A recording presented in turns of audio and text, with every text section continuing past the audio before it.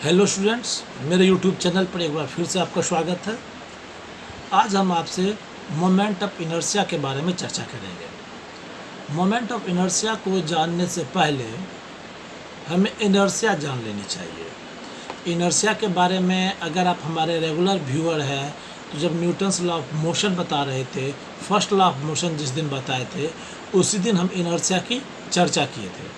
अगर आप regular viewer हैं और वह वीडियो देखना भूल गए हैं तो एक बार उसको देख लीजिए, ज़्यादा क्लियरली आपको समझ में आ जाएगी इनर्शिया क्या है। क्योंकि इनर्शिया और मोमेंट ऑफ इनर्शिया में बहुत ज़्यादा अंतर नहीं है। इनर्शिया सिर्फ लीनियर मोशन के लिए होता है, जबकि moment of inertia circular motion के लिए होता है। यानी दोनों को दोनों इनर्शिया ही है। इनर्शिया क्या था कि बॉडी अपना पोजीशन ऑफ मोशन या स्टेट ऑफ मोशन और डायरेक्शन को चेंज करने के को रेजिस्ट करता है जब तक कि उस पर एक्सटर्नल अनबैलेंस फोर्स न लग जाए।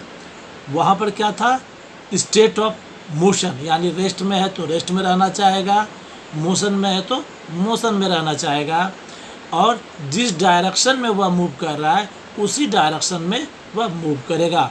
उसी को हमने 3 नाम दिया था: inertia of rest, inertia of motion और inertia of direction.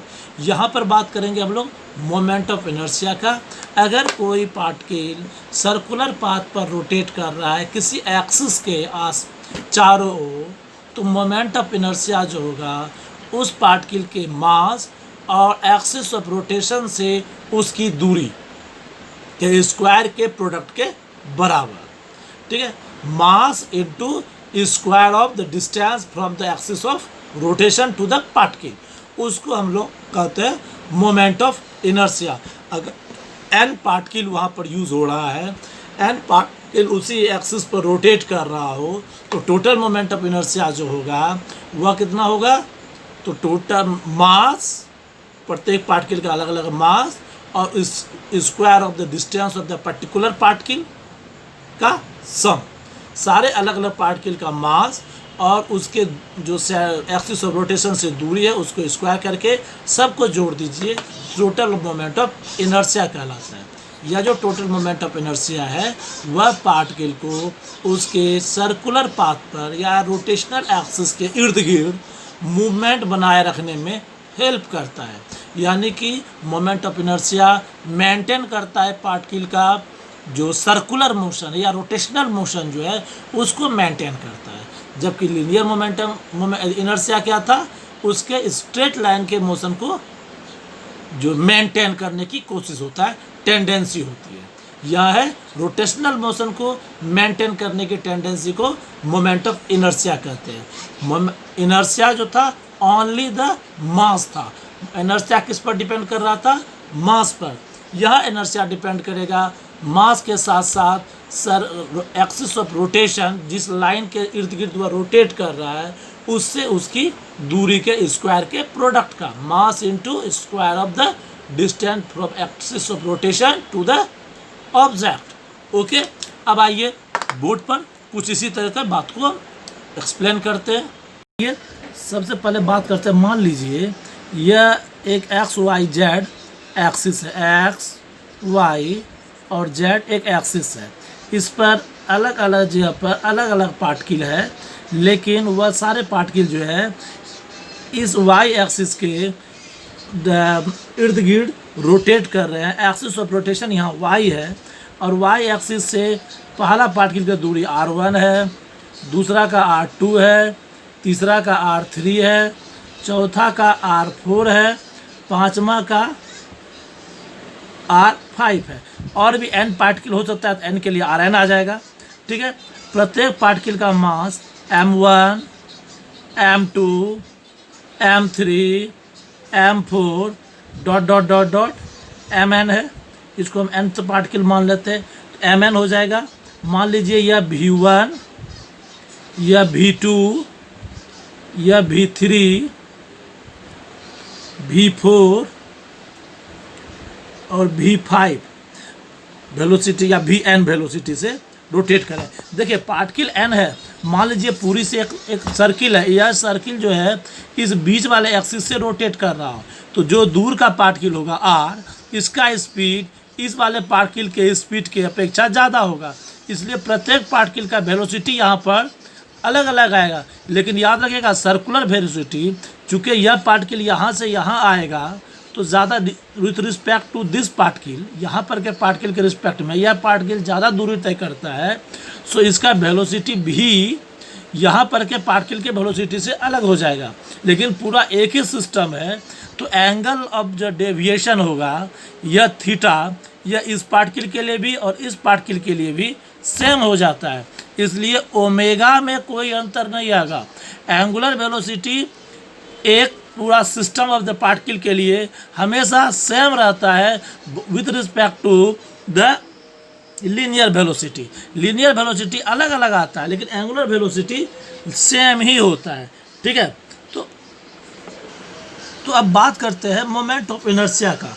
Moment of inertia I बराबर हम बताए क्या होता है, summation of I equal to 1 to n M I R i का square, mass of the particle into square of the distance from the axis of rotation, के अलग अलग पार्टिकल के मास ऑफ द पार्टिकल और square of distance के sum के बराबर होता है मोमेंट ऑफ इनर्शिया। यह मोमेंट ऑफ इनर्शिया का इक्वेशन है। अब आइए हम बात करते हैं के काइनेटिक एनर्जी ऑफ रोटेशन। यह कैसे क्या है और यह कितना डिपेंड करता है मोमेंट ऑफ इनर्शिया पर। तो चूंकि यहाँ पर हम देख रहे हैं प्रत्येक पार्टिकल का वेलोसिटी v1 v2 v3 है, तो v1 बराबर क्या हो जाएगा r1 ओमेगा। चूँकि यह हम पहले ही पढ़ चुके हैं, जब सर्कुलर मोशन पढ़ते हैं तब पढ़ा रहे थे हम लोग कि सर्कुलर वेलोसिटी और लीनियर वेलोसिटी में रिलेशन।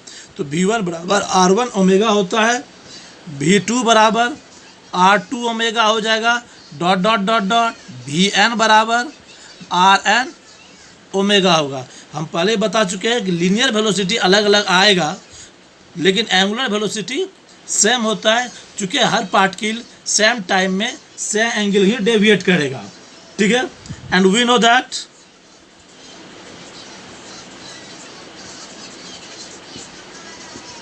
के ई बराबर क्या होता है हाफ एम वी स्क्वायर। तो के ई 1 फॉर फर्स्ट पार्टिकल क्या हो जाएगा हाफ एम वी 1 का स्क्वायर, के ई 2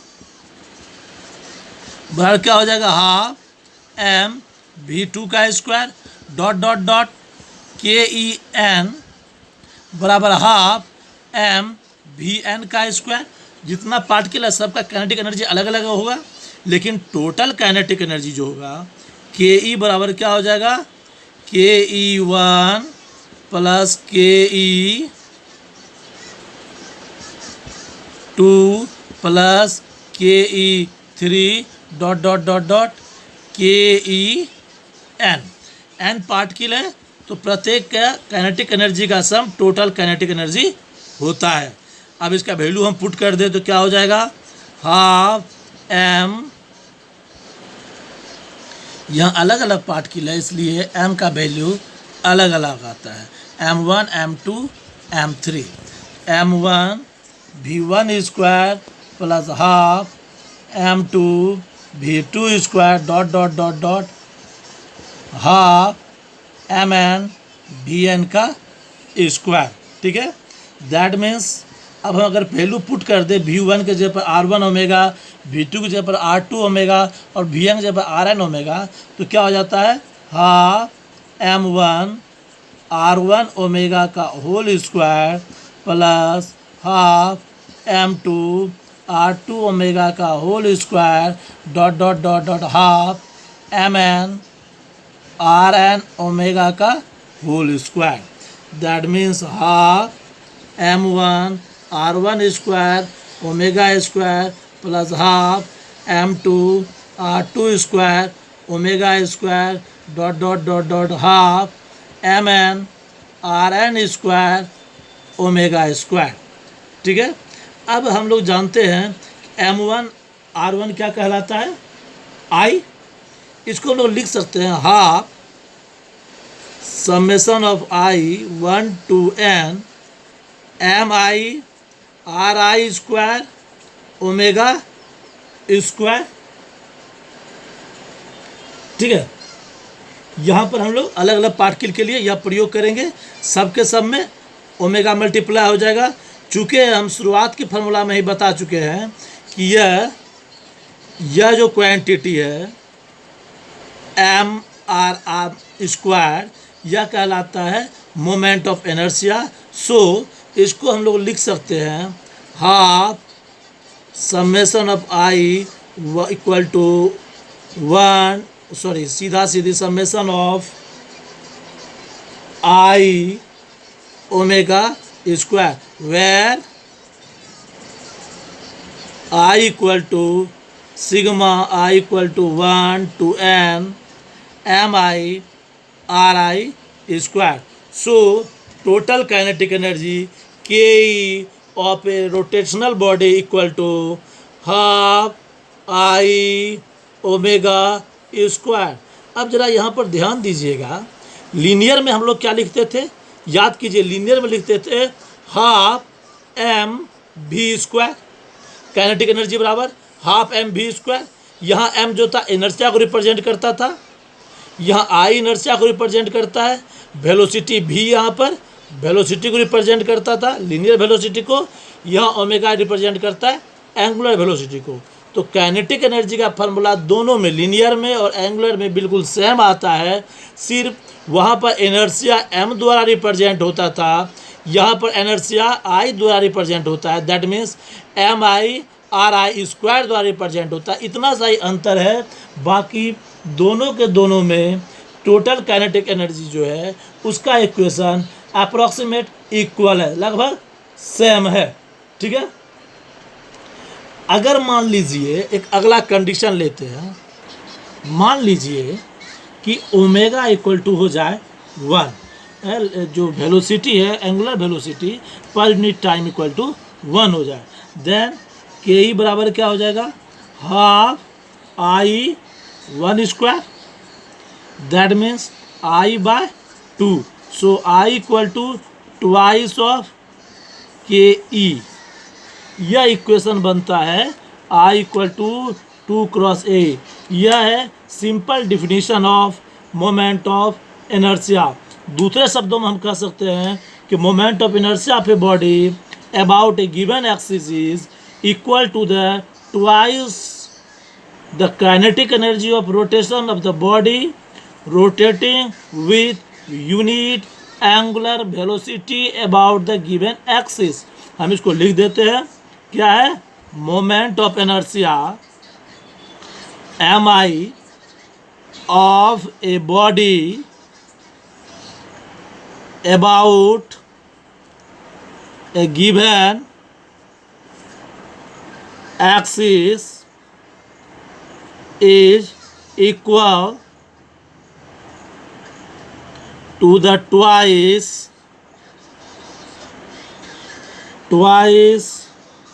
the ke kinetic energy of rotation of the body rotating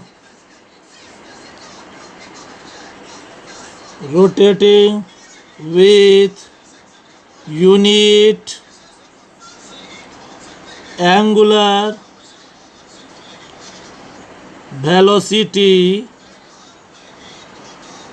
about the given axis।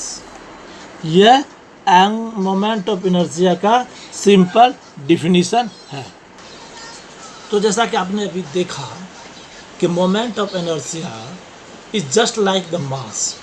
चूँकि वहाँ एंगुलर है तो मोमेंट ऑफ इनर्शिया, ठीक है, मोमेंट ऑफ इनर्शिया जो है वह ये आर से मल्टीप्लाई हो जाता है, आर स्क्वायर से मल्टीप्लाई हो जाता है। यानी कि लीनियर वेलोसिटी में, लीनियर मोशन में जिस प्रकार से हम मास का प्रयोग कर रहे थे अलग अलग जगह पर, यहाँ पर उसी प्रकार से प्रयोग करेंगे मोमेंट ऑफ इनर्शिया का। In the stead of mass we are using the word moment of inertia. चूँकि मास भी वेलोसिटी यानी मोशन के चैप्टर में मास अपने आप में वही क्वांटिटी है जो मोमेंट ऑफ इनर्शिया है, सिर्फ मास को वहाँ लीनियर इनर्शिया कहते हैं, यहाँ पर यह एंगुलर इनर्शिया है। ठीक है, तो आज के वीडियो में इतना सा ही, बाकी अगले वीडियो में बात करेंगे। तब तक के लिए अलविदा। आप हमारे वीडियो को लगातार देखिए, चैनल को सब्सक्राइब कीजिए और अधिक से अधिक हो सके तो शेयर कीजिए। धन्यवाद।